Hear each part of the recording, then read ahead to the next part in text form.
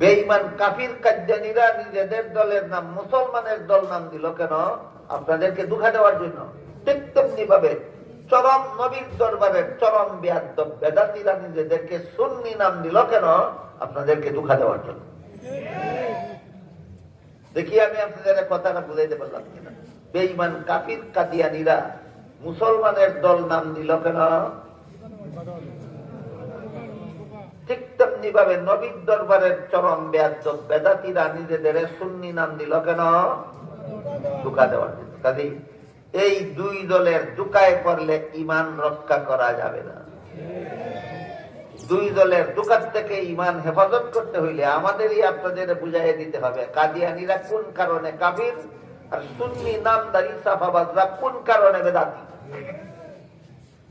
আজকের মতো দুইটা কথা আলোচনায় আসলো। সূরা হুজুরাতের 2 নম্বর আয়াতে আল্লাহ বলেন, যারা নবীর দরবারে আদব রক্ষা করে এরা নবীর দরবারে চুপে চুপে কথা কয়, জোরে কথা কয়।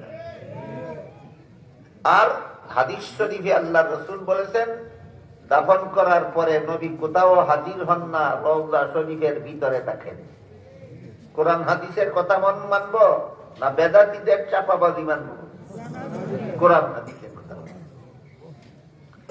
এটাও আহলে সুন্নাত ওয়াল জামাতের একটা আকীদা যে নবীগণকে দাফন করার পরে তারা জীবিত অবস্থায় থাকেন এবং রওজা শরীফের ভিতরে থাকেন। দাফন করার পরে নবী জীবিত, এই কথা যদি কেউ বিশ্বাস করে না তাহলে সে আহলে সুন্নাত ওয়াল জামাত হতে পারে না।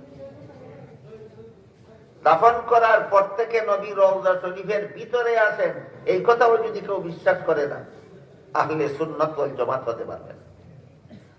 আহলে সুন্নাত ওয়াল জামাত কেমনে হয়? সাফাবাজি করিয়া না কতগুলি কথা বিশ্বাস করিয়া? এর মধ্যে একটা দাফন করার পর থেকে নবী জীবিত, আর একটা হলো জীবিত হয়ে নবী কারো কোনো অনুষ্ঠানে আগমন করেন না, রওজা শরীফের ভিতরে থাকেন।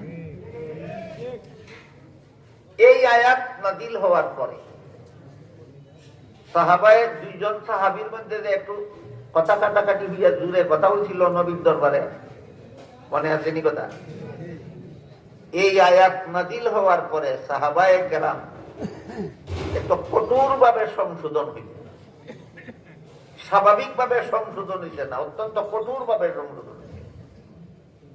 কেমন কঠোর ভাবে সংশোধন হইছে? তাদের অবস্থা এমন হইল, এই আয়াত সূরা হুজুরাতের 2 নম্বর আয়াত নাযিল হওয়ার পরে কোন সাহাবী নবীর দরবারে আসলে নবী কোনো কথা জিজ্ঞাসা করলে এত আস্তে জবাব দিতেন যে অনেক সময় নবী বুঝতেই পারতেন না। হইছে নি সংশোধন? আগে যে ভুল একটা